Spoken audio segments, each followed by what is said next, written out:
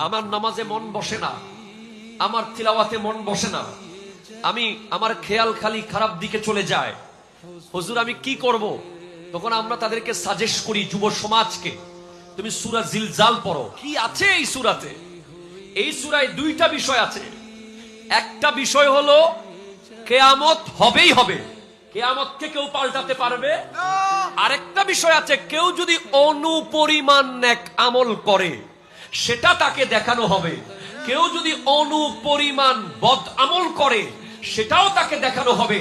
পৃথিবীর মানুষের জন্য নেক আমল, সেটা ছোট হোক, পিঁপড়ার সমান হোক, সেই নেক আমল যদি সে অবহেলা করে এটার জন্য তাকে পস্তাতে হবে।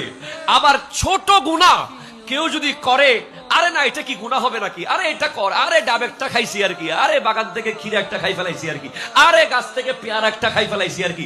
সে ছোট্ট পেয়ারা মনে করতেছে, ছোট্ট একটা ডাব মনে করতেছে, ছোট্ট একটা গাছের ক্ষীরা মনে করতেছে ছোট জিনিস, কি হবে?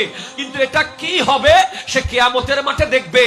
বড় গুনার কারণে সে জাহান্নামে যাচ্ছে না, একেবারে ছোট্ট গুনার কারণে সে জাহান্নামে যাচ্ছে। ঠিক কিনা কথা বলে